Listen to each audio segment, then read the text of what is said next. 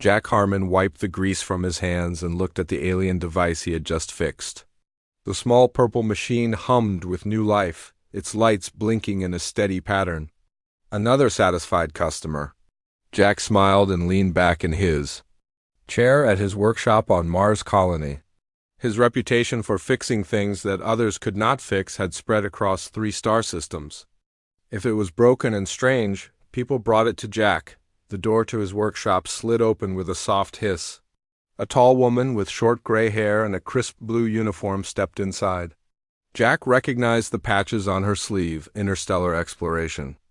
Cores, government types rarely brought good news, Mr. Harmon. The woman asked, looking around at the cluttered workshop filled with parts from a dozen different worlds. "That's me," Jack said.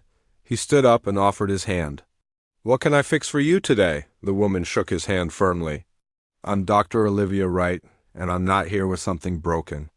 "I'm here with a job offer." Jack raised an eyebrow. "I see. Didn't hire contractors unless they were desperate or the job was too dangerous for their own people. Either way, it meant credits, lots of credits."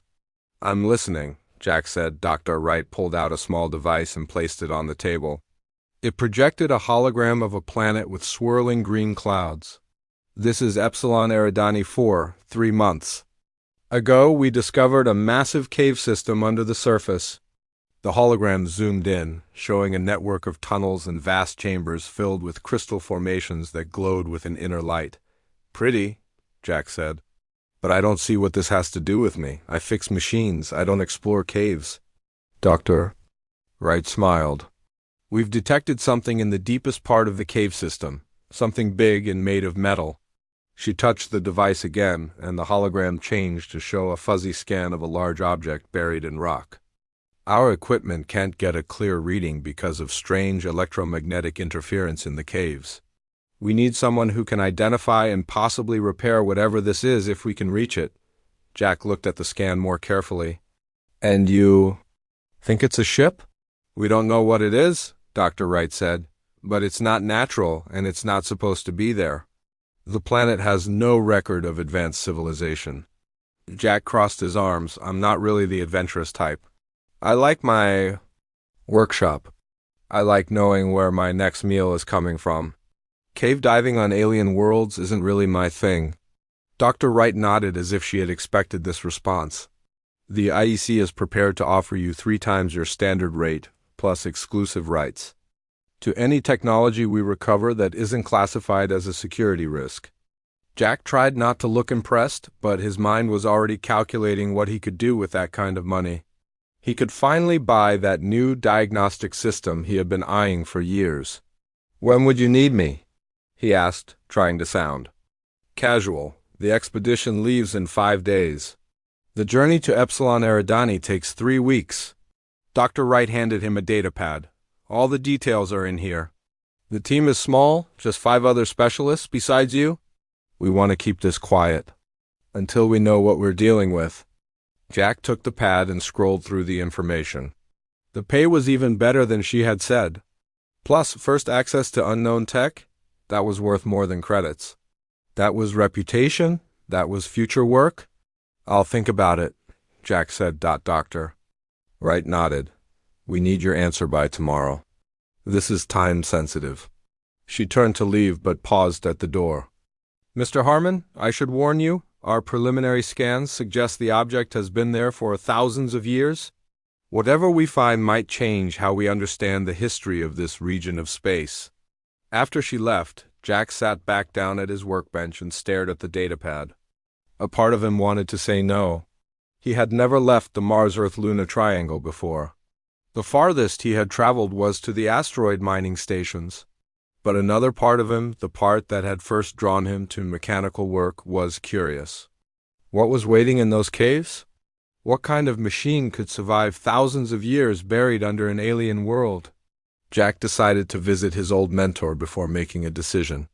Frank Bennett lived in the older section of the colony in a small apartment filled with mechanical oddities from his long career. Frank had been one of the first human mechanics to work on alien technology when contact was made 60 years ago. "Going cave diving, are you?" Frank asked after Jack explained the offer. The old man's eyes twinkled with amusement. Never thought you were the exploring type. I'm not, Jack said, but the money is good. And whatever is down there, has got you curious, Frank finished for him. Good, a mechanic without curiosity is just a parts replacer. He got up slowly and went to an old wooden chest in the corner of his living room. If you're going, you should take this. Frank pulled out a small object and handed it to Jack. It was an old-fashioned magnetic compass, the kind used on Earth centuries ago, with a metal needle that swung freely inside a protective case. A compass? Jack asked, confused. I'll have GPS, mapping drones, and a full navigation suite. Frank laughed. Technology fails, boy. Especially around strange electromagnetic fields, which is exactly what your Dr. Wright mentioned. This doesn't need power. It doesn't have circuits that can fry. It just works. Jack looked at the compass doubtfully but slipped it into his pocket. Thanks, Frank. Just come back and tell me what you find, the old man said. Been too long since I heard a good story about strange machines in strange places. The next morning, Jack sent his acceptance to Dr. Wright. 5 days later, he boarded the survey vessel Northern Star with a single bag of personal items and 2 cases of specialized tools. He met the rest of the team during the ship's orientation. Susan Kelly, a geologist with bright red hair and a quiet voice. Alan Price, a tall, thin xenobiologist who talked too fast. Diane Martinez, a former military officer now serving as the team's security.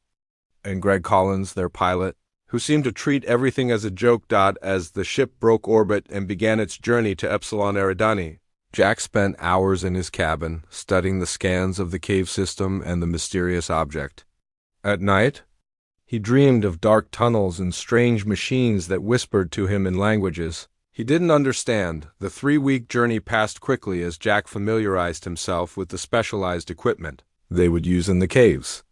He modified some of the scanning tools to better penetrate the electromagnetic interference and reinforced the communication devices against possible disruption.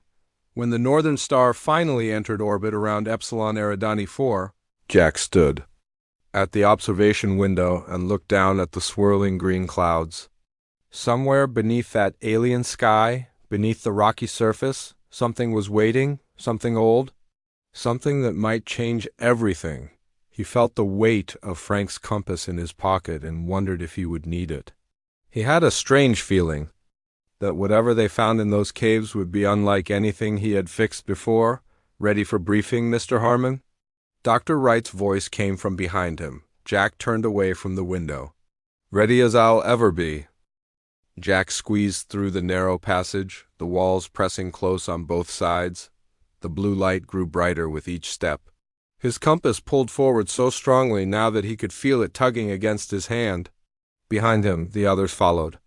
In single file, their breathing loud in the confined space, the passage suddenly opened up, and Jack stepped into a cavern so vast that their lights couldn't reach the far side. But they didn't need their lights. The entire chamber glowed with the same blue light they had seen in the crystals, but much brighter. The walls weren't rough like the caves they had passed through. They were smooth, almost polished, as if made by intelligent hands, and there, embedded in the far wall, partially covered by crystal growths, was something that made Jack's breath catch in his throat. Is that what I think it is? Susan whispered as she emerged from the passage. Dr. Wright joined them, her eyes wide. It's a ship. The vessel was unlike anything Jack had ever seen. Its hull was made of a dark metal with flowing patterns that seemed to shift when he looked at them from different angles. It was massive, at least 100 meters long, with a design that reminded Jack of ancient sailing ships from Earth, but stretched and curved in ways that defied conventional engineering. Crystal formations had grown through parts of the hull, creating a strange fusion of natural and artificial. How long has it been here? Diane asked. Her voice hushed. Dallin was already checking his dating equipment, one of the few devices that still worked.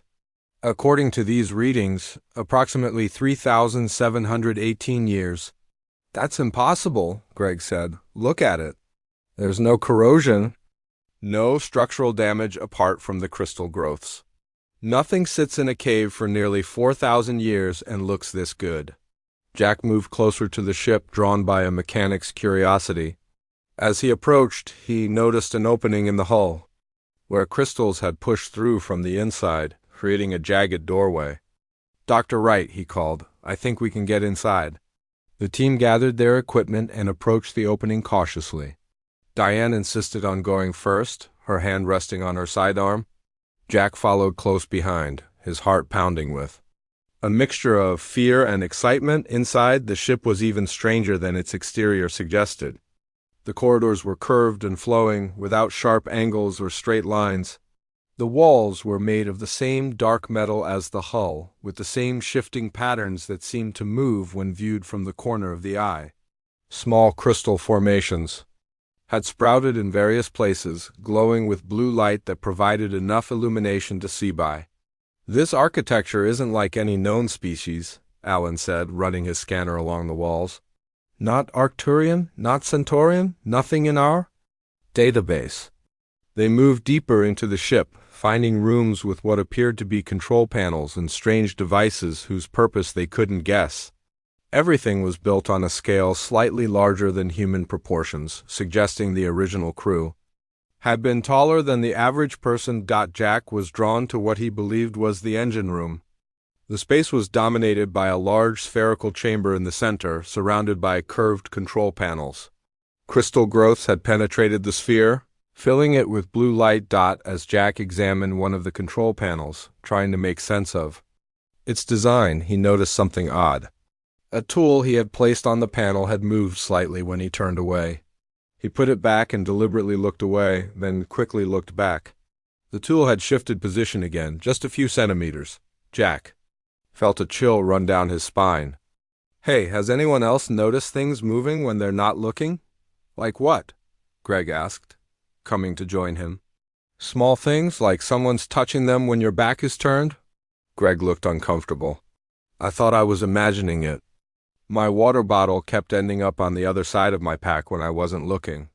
In another part of the ship, Dr. Wright had discovered what appeared to be the bridge. A large curved window showed only the crystal-filled cave wall outside. Control stations were arranged in a semicircle, with a central raised platform that presumably held the captain's position. At one of the stations, Dr. Wright found what looked like a data storage device. It was a crystalline cube about the size of her hand, with the same shifting patterns as the hull material. "This might contain the ship's log," she said, connecting it to their translation software. The program struggled with the unknown language, but managed to extract fragments of information. "I'm getting something," Dr. Wright said as the others gathered around. The ship was called, the closest translation is Memory of Dawn. It belonged to a species called the Vershai. "Vershai?" Alan repeated. "I've never heard of them." "According to this," Dr. Wright continued, reading from the partial translation, "they were explorers mapping this region of space. They encountered some kind of, the translation is unclear, some kind of cosmic storm or anomaly. The ship was damaged and they sought refuge in these caverns." "Does it say what happened to the crew?" Susan asked. Dr. Wright frowned at the display. "The log ends abruptly. Either the data is corrupted or they stopped recording." Jack walked around the bridge, examining the control panels. The technology was far beyond current understanding, yet, as a mechanic, he could sense a certain logic to the design. There was an elegance to it that spoke of advanced engineering principles. "The propulsion system uses principles we haven't even theorized." "Yet," Jack said, thinking aloud, "from what I can tell in the engine room, they were manipulating space-time in ways we've only dreamed about. This ship could probably travel faster than anything in our fleet." He ran his hand along one of the control panels, and to his surprise, it lit up with a soft blue glow. Patterns of light flowed across its surface, forming what appeared to be symbols or text. "I didn't touch anything," Jack said, stepping back. The light patterns changed, flowing in new directions. It almost seemed as if the ship was responding to him. "It's still operational," Dr. Wright said, her voice filled with wonder. "After all this time, it still has power." Jack's mind raced with the implications. If they could understand this technology, it would revolutionize human space travel. The engineering principles alone were worth a fortune, not to mention the historical significance of discovering a previously unknown spacefaring species. We need to set up a proper base camp here, Dr. Wright decided. Document everything, try to understand as much as we can before we report back. As the team unpacked their equipment and set up lights and monitoring devices, Jack couldn't shake the feeling that they were being watched. More than once he turned quickly, thinking he had seen movement from the corner of his eye, only to find nothing there. When he returned to the engine room to continue his examination of the propulsion system, he found that someone had activated one of the display panels. It showed what appeared to be a schematic of the engine's core. "Did anyone touch this?" he asked when Greg walked by. Greg shook his head. "Haven't been in here since we arrived." Jack stared at the display, a mixture of excitement and unease washing over him. Either the ship's systems were activating on their own after thousands of years, or someone or something was helping them understand the vessel. He couldn't decide which possibility was more disturbing. Night and day had no meaning in the depths of the alien cavern, but the team kept to their Earth schedule, setting up sleeping areas in what they guessed was the crew quarters of the ancient ship. The rooms were large and contained platform-like structures that might have been beds, though they were sized for beings larger than humans. Jack couldn't sleep. His mind was too full of the ship's technology.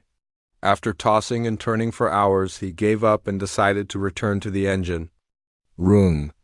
He grabbed his toolkit and a portable light, then made his way through the curving corridors of the silent vessel. The engine room was just as he had left it, the strange sphere in the center glowing with blue light from the crystal growths. Jack sat at one of the control panels and began sketching what he understood of the propulsion system so far. The ship seemed to use the crystals as an energy source, but the principles behind it were unlike anything in human science. As he worked, Jack heard a soft tapping sound from inside a sealed compartment across the room. At first, he thought it might be crystals growing, but the sound was too regular, too deliberate. Tap dash tap dash tap, pause, tap dash tap dot double quote hello. Jack called out, feeling foolish for speaking to an empty room. The tapping stopped immediately, cautiously. Jack approached the compartment. It was a rectangular section of the wall with no visible opening mechanism. He ran his hands over the surface, looking for a way to open it.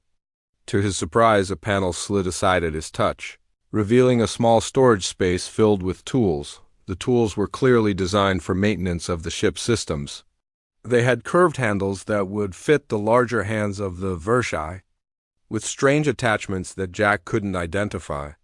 But there was nothing inside that could have made the tapping sound. Jack closed the compartment and returned to his work, trying to ignore the prickling sensation at the back of his neck. He had just resumed his sketching when he noticed something strange. The circuit diagram he had been struggling to understand was now complete. Someone had added to his drawing, filling in the connections he couldn't figure out. Jack stared at the paper. The additions were drawn in the same pencil he had been using, but the style was different, more flowing, with curves instead of the straight lines he preferred. He looked around the empty room, his heart beating faster. "Is someone there?" he asked, his voice echoing slightly. "If you're trying to help me, show yourself." Nothing happened, but when Jack looked back at his diagram, he noticed new markings appearing at the edge of the page, as if an invisible hand was drawing them. They formed strange symbols, similar to the text they had seen on the ship's displays. Jack backed away, unsure whether to be terrified or excited. He needed to tell the others. He ran back through the ship's corridors, nearly colliding with Diane, who was patrolling the hallways. "Whoa, what's wrong?" Diane asked, her hand moving to her weapon. "You look like you've seen a ghost." "Maybe I have," Jack said, trying to catch his breath. "Something in the engine room just completed my diagram, by itself." Diane gave him a skeptical look. "Lack of sleep can cause hallucinations. You should rest." "This wasn't a hallucination," Jack insisted, showing her the diagram. "See these parts? I didn't draw these." Diane studied the paper but didn't seem convinced. "We're all on edge. This ship is unsettling, but there's no such thing as ghosts. Jack didn't argue further, but he knew what he had seen. When morning came, according to their schedule, he shared his experience with the rest of the team over breakfast. "I've been noticing strange things too," Susan admitted. "Yesterday I was recording crystal growth patterns, and when I played back the recording, there were voices in the background that I didn't hear at the time." "What kind of voices?" Dr. Wright asked, suddenly interested. "Whispers. I couldn't make out words, but they sounded concerned? Curious? It's hard to describe." Alan had his own story. "I've been having unusually vivid dreams since we entered the ship. I see stars, but not like any constellation I recognize. And there's a sense of ... longing, like I'm trying to reach something very far away." Dr. Wright considered these reports carefully. "We need to approach this scientifically. If there's something happening on this ship, we need evidence." They set up cameras and recording devices throughout the vessel, hoping to capture whatever strange phenomena were occurring. Jack returned to the engine room, half hoping to see more of the invisible assistants. He wasn't disappointed. As he worked on understanding the ship's self-repair systems, he noticed tools and components moving to suggest connections he hadn't considered. Each time he turned away, something would shift slightly, always in a way that helped his understanding. By midday, Jack had developed a theory.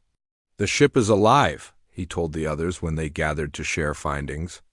"Not alive like us, but the metal and the crystals together form some kind of ...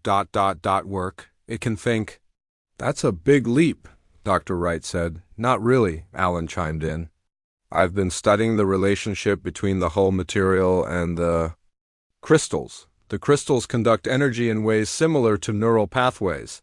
What if the HFY developed technology that could integrate with consciousness?" Before they could discuss further, Greg burst into the room. "You need to see this," he said, his face pale.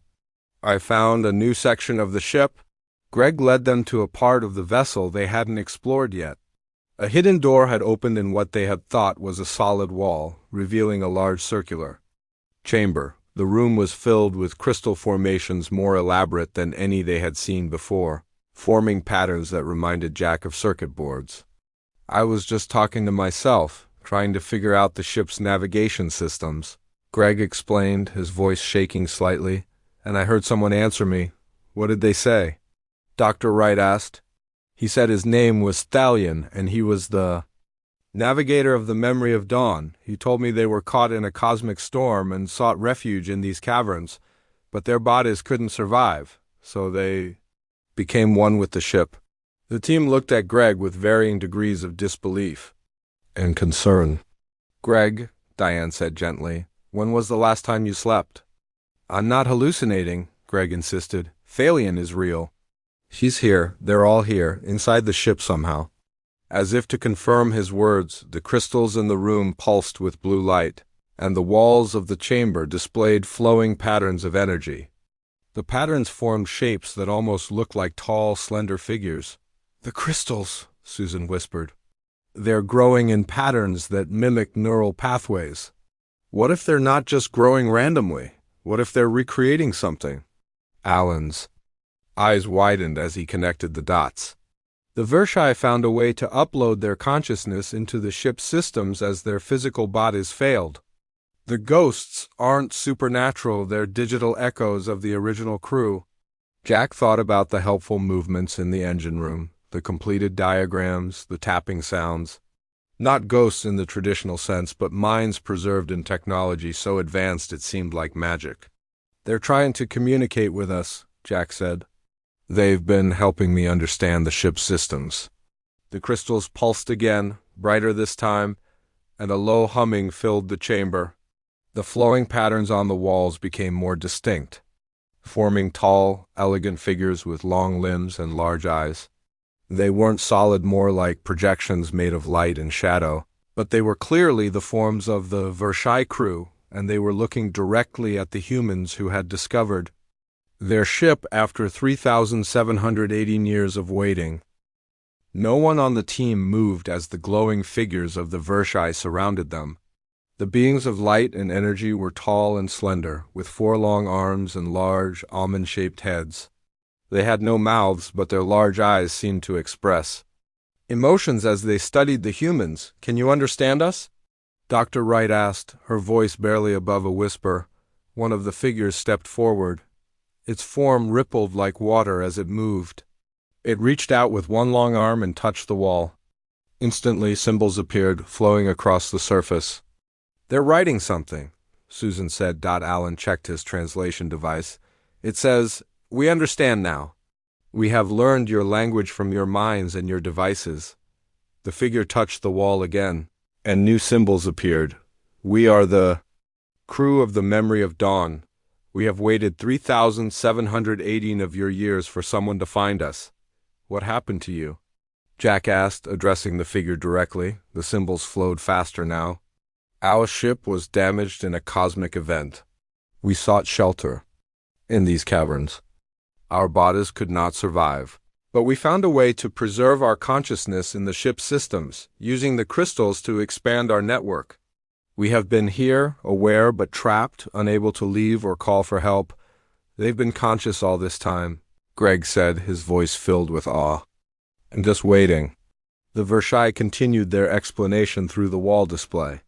They had been explorers mapping unknown regions of space. Their mission was to find what they called the confluence, a region where they believed their species could evolve beyond physical form entirely. When their ship was damaged and they became trapped, they used their technology to upload their minds into the ship's systems as their physical bodies failed.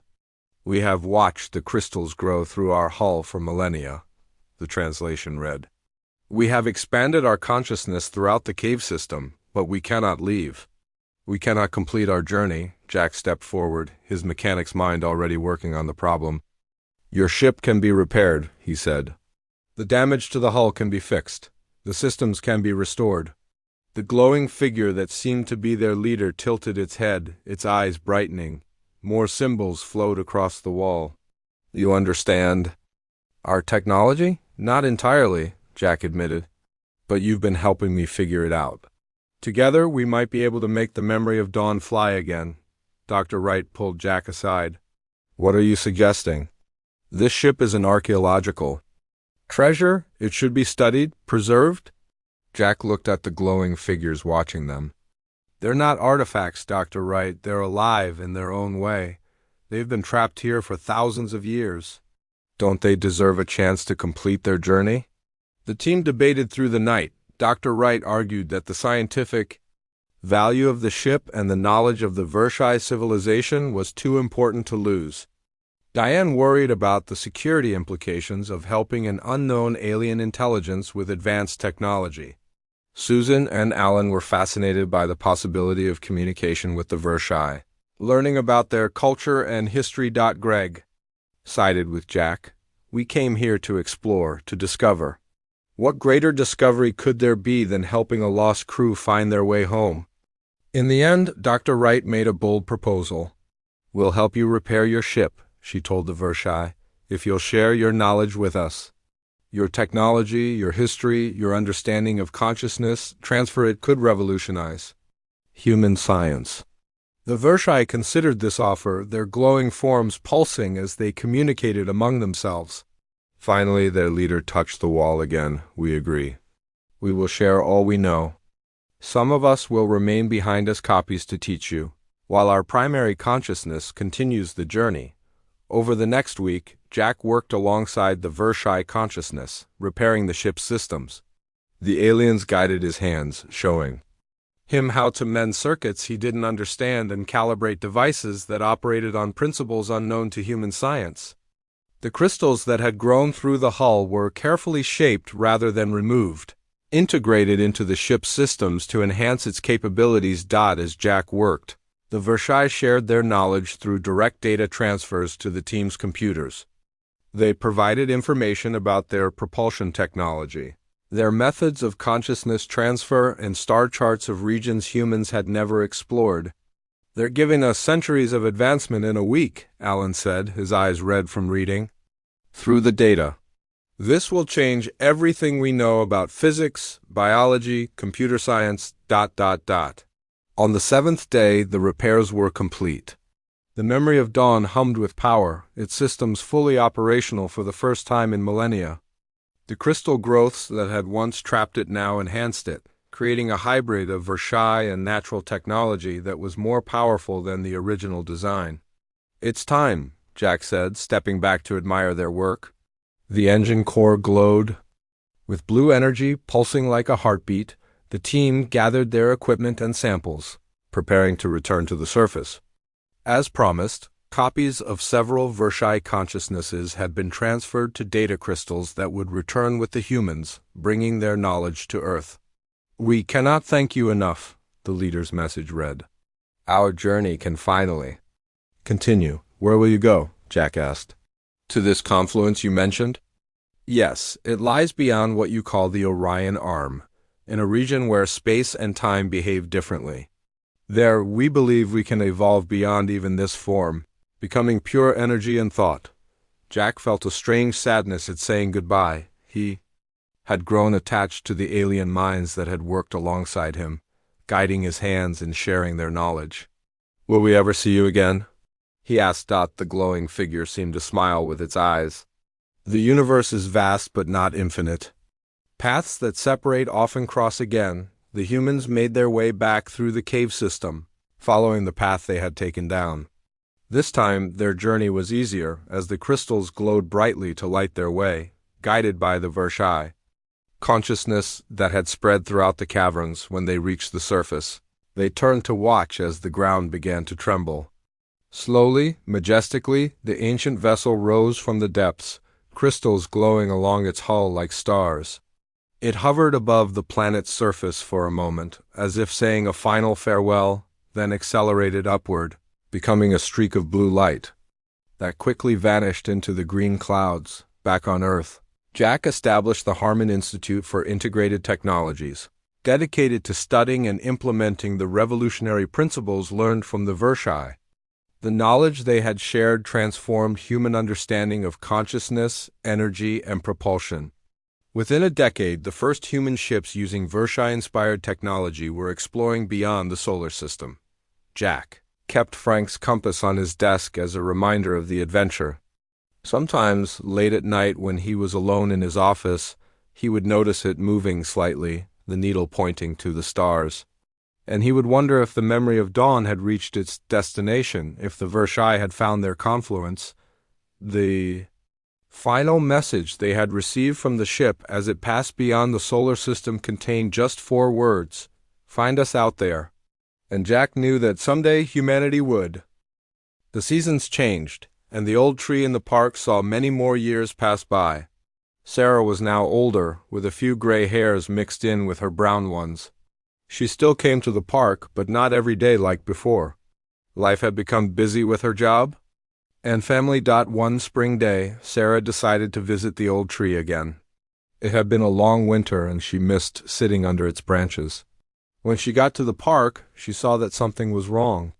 There was a red sign on the tree. She walked closer and read the words, "This tree will be removed next week." Sarah felt a pain in her heart. The city was planning to cut down the old tree. The sign said the tree was sick and might fall down. They were going to put a new statue in its place. Sarah sat down under the tree one last time. She remembered finding the box in the tree many years ago. She remembered meeting James and hearing his stories. So many memories were tied to this old tree. It seemed wrong to cut it down. That night, Sarah could not sleep. She kept thinking about the tree and all the stories it held. There must be something she could do to save it. In the morning, she called the city office. "I want to talk about the old tree in Central Park," she told the man who answered the phone. "The oak tree? Yes, it's coming down next week. It's very old and sick," the man said. "But that tree is special," Sarah said. "It has history. It means something to people in this town." The man sighed. "I'm sorry, but the decision has been made. The tree experts say it's not safe anymore." Sarah did not give up. She called the local newspaper. She told them about the tree and its history. She told them about Thomas and Mary and how they met. Under the tree almost 100 years ago, the newspaper wrote a story about the tree. They put it on the front page with a big picture. People in the town read the story and started talking about the tree. Many of them had their own memories of sitting under its branches. James, the old man from the park, called Sarah after he read the newspaper. "I saw what you're doing," he said. "My family has more stories about that tree. My parents got engaged under it. My sister had her first kiss there." More people came forward with their stories about the tree. A group formed to try to save it. They called themselves Friends of the Old Oak. They had meetings and made plans. Sarah went back to the city office, but this time she was not alone. She brought James and 20 other people. They all told their stories about the tree. They asked the city to get a second opinion from different tree experts. The city agreed to look at the tree again. They hired a new expert who knew about very old trees. The expert examined the tree carefully and said, "This tree is old, but it's not dying. With some special care, it can live for many more years." The city changed their plans. Instead of cutting down the tree, they decided to build a small fence around it to protect it. They put up a sign that told the history of the tree. They even decided to make the area around the tree into a small garden. Sarah was happy that the tree was saved, but she wanted to do more. She had an idea. She went to the library where she worked and talked to her boss. "I want to collect stories about the old oak tree," she said. "People in this town have so many memories connected to it." Her boss liked the idea. The library set up a special project called Stories of the Old Oak. People could come to the library and record their stories about the tree. Some people brought old photos. Others wrote down their memories. James brought his family's old photo albums. There were pictures of his grandparents, Thomas and Mary, sitting under the tree. There were photos of his parents and other family members in the same spot over many years. Sarah recorded all these stories and put them together in a book. She added old maps of the park and information about the history of the town. The library printed copies of the book for people to read. One day, a young woman came to the library. She had just moved to town and had read about the tree project in the newspaper. "I have something that might interest you," she told Sarah. The woman opened her bag and took out a small wooden box. Sarah's heart skipped a beat. It looked just like the box she had found in the tree all those years ago. "This belonged to my great-grandmother," the woman said. "Her name was Mary Wilson before she married Thomas Green. She always kept this box on her dresser. She said it was special, but never told anyone why." Sarah's hands shook as she took the box. It was similar to the one she had found, but not exactly the same. When she opened it, she found a pressed flower inside. There was also a small note that read, "From the oak tree where I found love again." Sarah told the young woman about finding the diary in the park years ago. The woman was amazed to hear the story of her great-grandparents. Sarah took her to the park to see the old oak tree. As they stood under its branches, Sarah thought about how the tree had connected so many lives across time. Thomas and Mary, their children and grandchildren, Sarah herself, and now this young woman who was part of the same family. The old oak tree stood tall in the sunlight. Its branches still reached up to touch the sky, and in its roots, trunk, and branches, it still held the secrets and stories of all the people who had sat in its shade over the years. Sarah looked up at the tree and whispered, "Thank you for your stories." And she could almost believe that the tree's leaves rustled in response, as if to say, "There are many more stories to come."